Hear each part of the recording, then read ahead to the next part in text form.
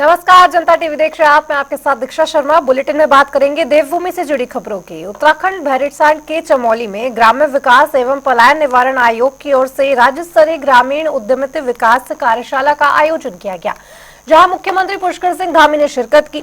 वहीं सीएम धामी ने नागरिकों को संबोधित करते हुए कहा कि सरकार ने 2025 तक 1.5 लाख महिलाओं को लखपति दीदी बनाने के लक्ष्य पर काम कर रही है।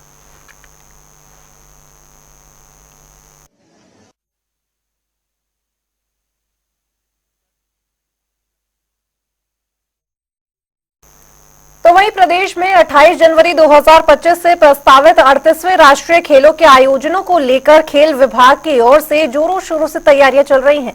लेकिन हैरानी की बात यह है कि 6 महीने पहले शुरू होने वाले नेशनल गेम्स के प्लेयर सिलेक्शन कैंप अभी तक आयोजित नहीं हो पाए हैं, जबकि कैंप के आयोजन के जिम्मेदार खेल विभाग और खेल संघ एक दूसरे पर इसकी जिम्मेदारी सौंप रहे हैं।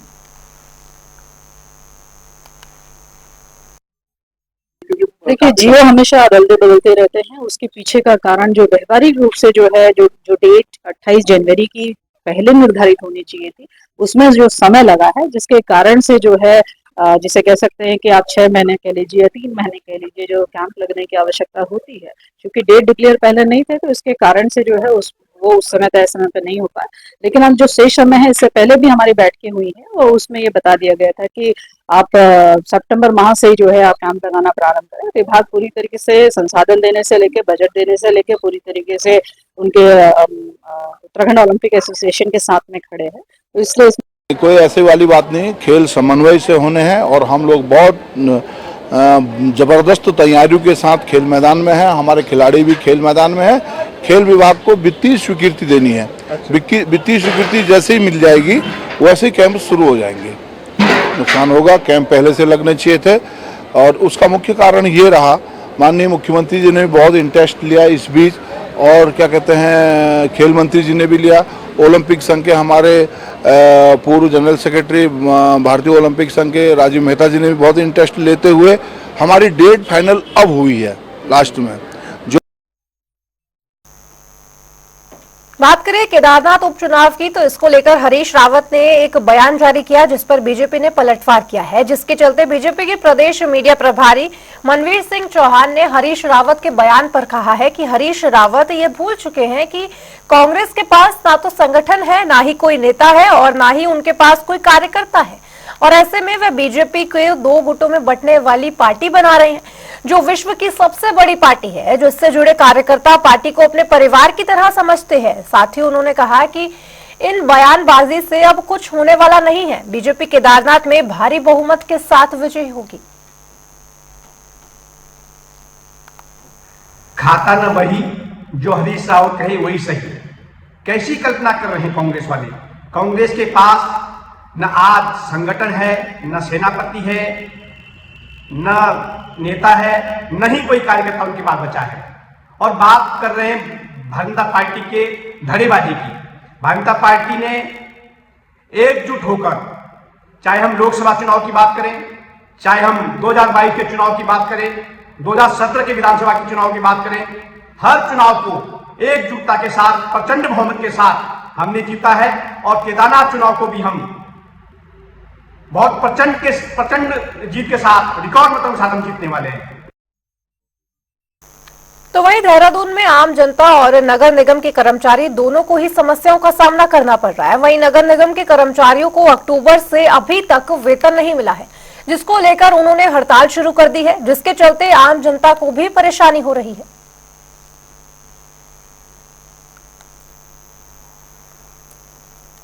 तो वहीं देहरादून के परेड ग्राउंड में 5 दिवसीय युवा महोत्सव का आयोजन किया गया, जिसके चलते कार्यशाला में खिलाड़ियों को खेल के प्रति जागरूक किया गया।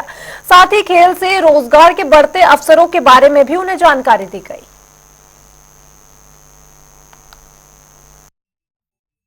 आपने खुद देखा कितना जोश है बच्चों में, और कोचेस जो आए हुए उनमें, बाहर से जितने खिलाड़ी आए उनमें भी जोश है।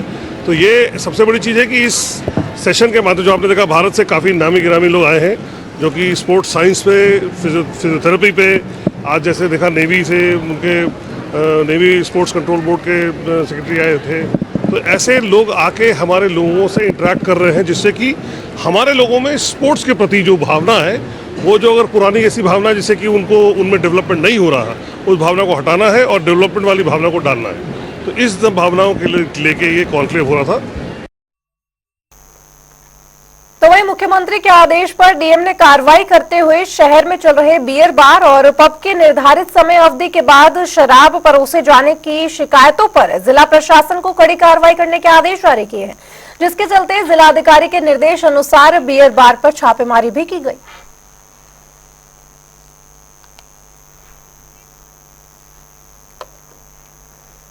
तो उधर ऋषिकेश ट्रैफिक पुलिस ने सड़क हादसों पर रोक लगाने के लिए अहम कदम उठाए हैं। पुलिस ने शहर में 7 अलग अलग स्थानों पर सोलर ब्लिंकर लाइट लगाई है। यह ब्लिंकर लाइट से इलाकों में सावधानी और गति नियंत्रित करने का इशारा करेगी, जिससे लोगों को आसानी का सामना होगा।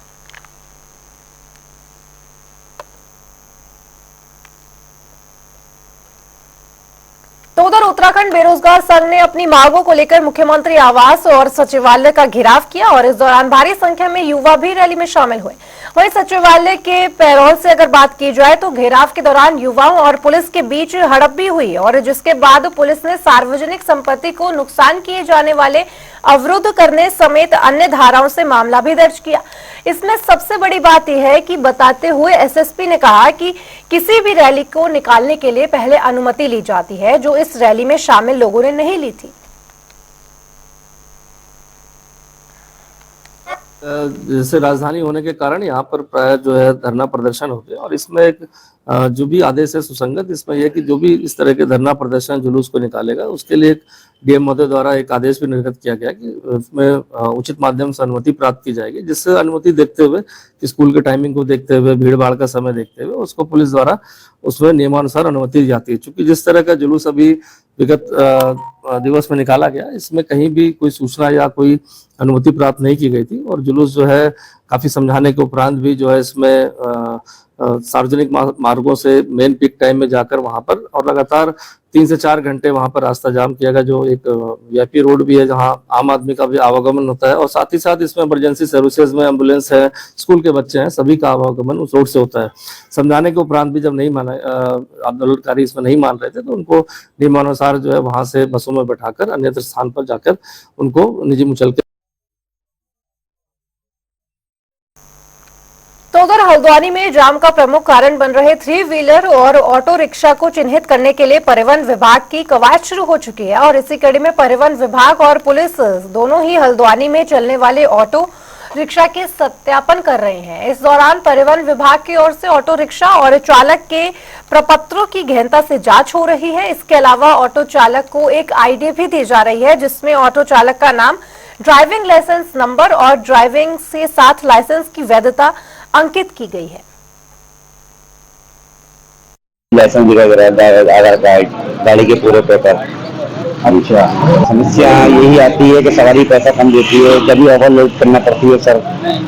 अब 20 की जगह 10 का किराया मिलता है तो अब क्या करेंगे सर? अब 30 रुपए में क्या करेंगे? 30 रुपए में गाड़ी जाएगी, इधर तो खाली आती है इसके बाद में खाली जाएगा। आप तो डीजल के पैसे, पेट्रोल के पैसे भी नहीं आ पाते, तो उसमें भी कोई ना कोई चलाना आता है तो और दिक्कत हो जाती है। जैसे इन्होंने डीएल का पैसा इतना कर दिया, इतनी फीस कर दी है कि बहुत ज्यादा कहाँ तक आदमी वो करे। ऐसे इन्होंने डॉक्यूमेंट्स को चलाने में इतने महंगे कर दिए हैं कि डबल चलान कर दिए हैं। कहाँ से होगा इसमें? 5,000 का चलान, 10,000 का चलान। ये इसमें गरीब आदमी है, कोई पैसा वाला थोड़ी नहीं है। इससे पैसा वाला हो सर तो उसमें भुगत दिया जाए। जो यहाँ पे सत्यापन का काम, ऑटो सत्यापन का काम चल रहा है, ये करीबन महीना भर से ऊपर हो गया चलते हुए यहाँ पे। तो 1-2 दिन में शायद ऑटो का लास्ट हो जाए, 2-3 दिन में ऑटो खत्म हो जाए सत्यापन के लिए। और अभी जो हम चेक कर रहे हैं इस पे, वो ये चेक कर रहे हैं कि बाईं तरफ एक तो वाहन स्वामी का नाम लिखा हो, वाहन चालक का नाम लिखा हो, उन दोनों के मोबाइल नंबर लिखे हो, फिटनेस वैधता लिखी हो और परमिट वैधता लिखी हो। और दाईं तरफ ये हमने बंद कर दिया है ताकि इधर से सुरक्षा की दृष्टि से, ताकि इधर से कोई सवारी ना चढ़े ना उतरे, ठीक है बस। और एक्स्ट्रा सीटें गाड़ी में ना लगी, ठीक है। इस चीज का सत्यापन किया जा रहा है। सत्यापन सर कागज चेक कर रहे हैं और लाइसेंस देख रहे हैं और आधार कार्ड जमा कर रहे हैं, जो हमने करा लिया है। और आपका ये पुलिस वेरिफिकेशन जो है इसके लिए अभी लाइन ज्यादा लंबी है और सब चल रहा है। कल हमें कहा है आपकी सर फर्क तो बहुत पड़ेगा और होना भी चाहिए, तो ये जरूरी भी है। अगर सरकार कानून बना रही है तो उसको फॉलो करना जरूरी है। जब फॉलो करेंगे, सही चलेंगे तो हमारे लिए, हमारी सड़क सुरक्षा के लिए भी अच्छा है। ओवरलोडिंग का तो ऐसा है, देखिए अभी ITO साहब कह रहे हैं कि 3 सवारी बिठाई है, तो देखिए डीजल पेट्रोल गैस महंगी हो रही है। अब 3 सवारी में आदमी बंदा कांट बादाम गाड़ी लेके जा रहा है तो पता नहीं आ पा रहा है इसमें। तो इसमें हम ये चाहते हैं कि सरकार थोड़ा ऑटो वाले की तरफ ध्यान दे, ताकि हमारा भी नुकसान ना हो। हम सवारी कम करने को तैयार हैं, ज्यादा हमारा किराया बढ़ाएगी। तो वहीं उपनल कर्मी नियमितीकरण और कई अन्य मांगों को लेकर लगातार प्रदर्शन कर रहे हैं और इसी कड़ी में उपनल कर्मियों ने विभिन्न मांगों को लेकर सचिवालय का घेराव भी किया। वहीं इस पर बीजेपी प्रदेश अध्यक्ष महेंद्र भट्ट का बयान भी सामने आया है। उन्होंने कहा कि कोर्ट जो भी निर्णय लेती है सरकार उसको स्वीकार करती है। कि न्यायालय जो भी निर्णय लेता है सरकार उसको स्वीकार करती है। उसके लिए एक बार अध्ययन करने की आवश्यकता है सुप्रीम कोर्ट के द्वारा और राज्य सरकार द्वारा। हमारे जो संसाधन है उन संसाधनों का भी एक बार सरकार मूल्यांकन करती है, लेकिन न्यायालय के निर्णय के लिए हम सब वचनबद्ध हैं।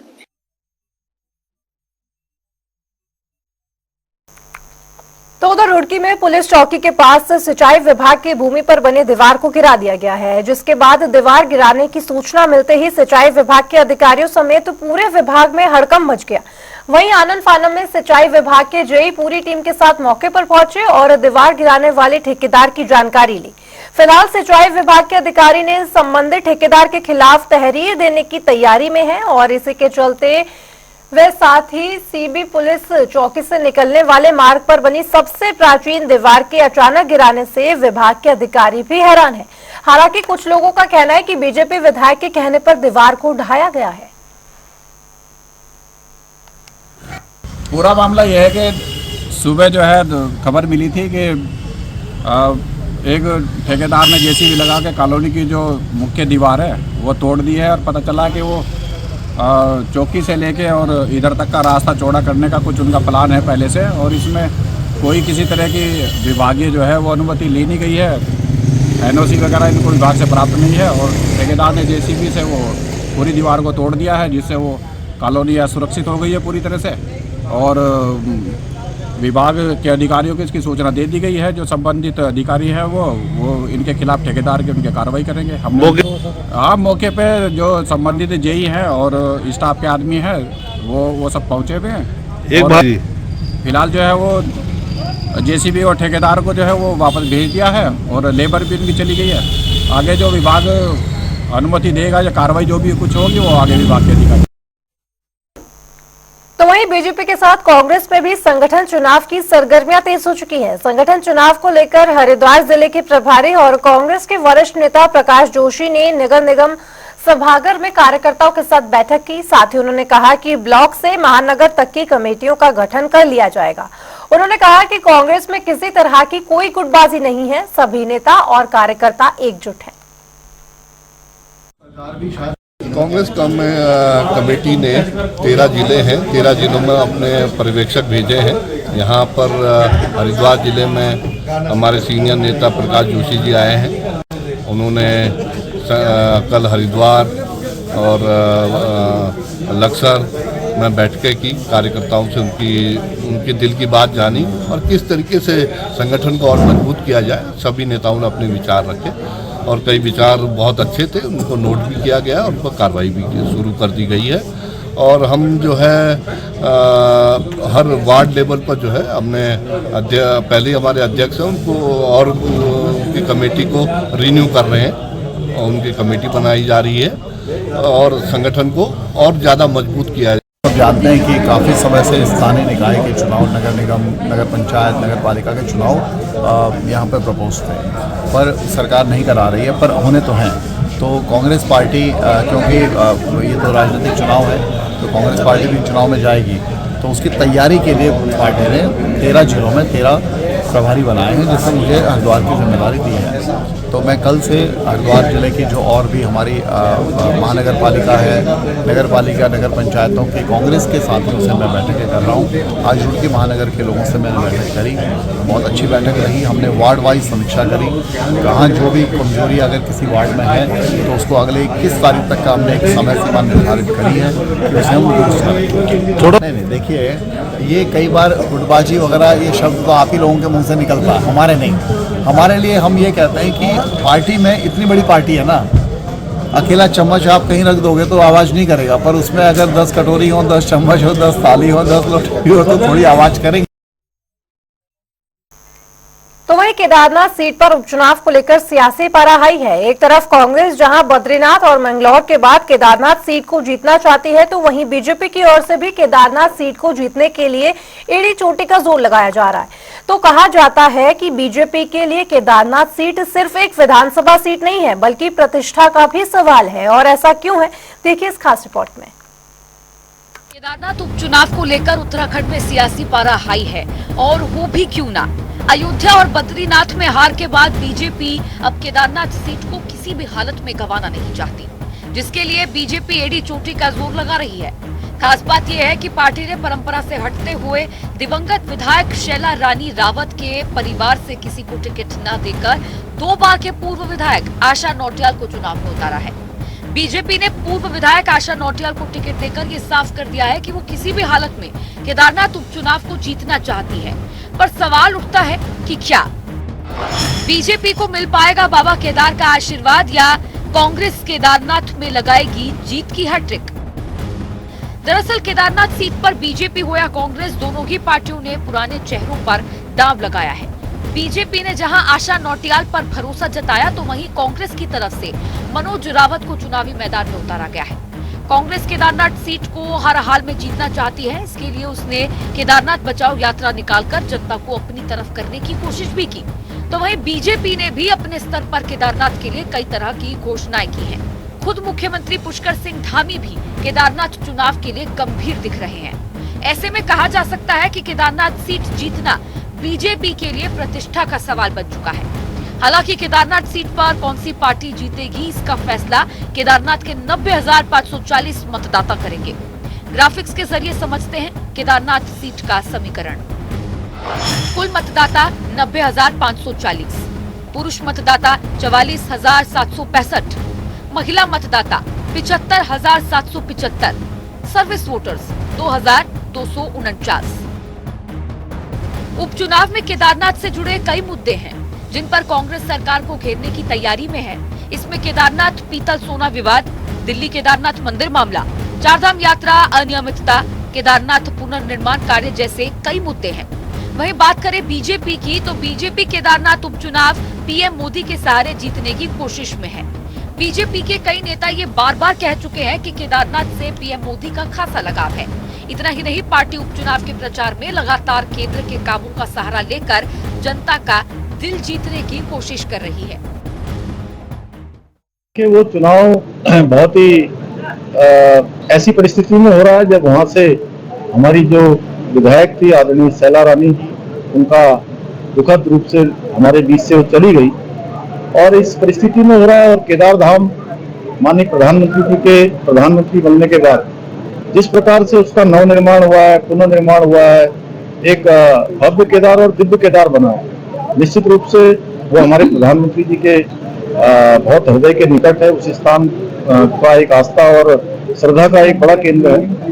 तो वहाँ के लोग विकास जो वहाँ पर हुआ है, उस विकास को आगे बढ़ाएंगे। पिछले दिनों जो आपदा आई थी वहाँ पर, उस आपदा में भी जिस प्रकार से तेजी से काम हुआ है, सब लोगों ने देखा है। और मैंने भी कहा है, वहाँ जाकर भी कहा था, पहले भी कहा था कि जितने समय तक केदारनाथ क्षेत्र को नया विधायक नहीं मिल जाता, मैं भी उनके विधायक के रूप में काम करूंगा। केदारनाथ सीट का क्या इतिहास रहा है, ग्राफिक्स के जरिए जानते हैं। आशा नौटियाल भारतीय जनता पार्टी जीत, शैला रानी रावत कांग्रेस हार। साल 2007 में केदारनाथ विधानसभा चुनाव परिणाम, भारतीय जनता पार्टी आशा रानी नौटियाल जीती, कांग्रेस कुंवर सिंह नेगी हारे। साल 2012 केदारनाथ विधानसभा चुनाव परिणाम, कांग्रेस शैला रानी रावत जीती, भारतीय जनता पार्टी आशा नौटियाल हारी। 2017 केदारनाथ विधानसभा चुनाव परिणाम, कांग्रेस मनोज रावत जीत, निर्दलीय कुलदीप रावत हार। 2016 में कांग्रेस में भारी बगावत हुई और शैला रानी रावत ने बीजेपी का दामन थाम लिया। 2017 के चुनाव में बीजेपी ने आशा नौटियाल का टिकट काटकर शैला रानी को अपना प्रत्याशी बनाया। आशा नौटियाल निर्दलीय लड़ी और इसका फायदा कांग्रेस प्रत्याशी मनोज रावत को पहुंचा। 2017 में मोदी लहर के बावजूद मनोज रावत कांग्रेस को इस सीट से जीत दिलाने में कामयाब रहे। उन्होंने निर्दलीय प्रत्याशी कुलदीप रावत को करीबी अंतर से मात दी। 2022 केदारनाथ विधानसभा चुनाव परिणाम, शैला रानी रावत बीजेपी जीत, कुलदीप रावत निर्दलीय हार। 2022 में बीजेपी ने फिर से शैला रानी रावत को उम्मीदवार बनाया। उन्होंने निर्दलीय कुलदीप रावत को हराकर बीजेपी को जीत दिलाई। हालांकि इस साल जुलाई में केदारनाथ सीट पर बीजेपी की विधायक शैला रानी रावत के निधन से ये सीट खाली है, जिसके बाद अब यहां उपचुनाव कराए जा रहे हैं, जिसे बीजेपी किसी भी हाल में जीतना चाहती है। ये तो जग जाहिर है कि बीजेपी हमेशा से ही हिंदुत्व के एजेंडे पर चुनाव लड़ती आई है, लेकिन पिछले कुछ चुनावों में धार्मिक सीट पर मिली हार के बाद विपक्ष की ओर से बीजेपी पर लगातार हमला किया जा रहा है। याद कीजिए, लोकसभा चुनाव में भारतीय जनता पार्टी अयोध्या की फैजाबाद सीट हार गई थी। इसके बाद हुए उत्तराखंड के बद्रीनाथ विधानसभा सीट के उपचुनाव में भी बीजेपी के हाथ हार लगी। अयोध्या में जहां समाजवादी पार्टी तो बद्रीनाथ में कांग्रेस ने बाजी मार ली। हिंदू राजनीति के केंद्र में अयोध्या और बद्रीनाथ दोनों के खासे मायने हैं। ऐसे में जब दोनों ही केंद्र बीजेपी से दूर हो गए तो विपक्ष की ओर से हमला किया जाना तो लाजमी था। अब केदारनाथ सीट पर होने जा रहे उपचुनाव पर पूरे देश की नजर टिकी हुई है। अयोध्या बद्रीनाथ को गंवाने के बाद बीजेपी इस चुनाव में जी जान लगा रही है। अब ये देखने वाली बात होगी कि क्या एक बार फिर आध्यात्मिक सीट पर बीजेपी को हार का मुंह देखना पड़ेगा या फिर केदारनाथ की जीत के साथ ही बीजेपी का खोया हुआ वर्चस्व लौटेगा। स्पेशल डेस्क, जनता टीवी।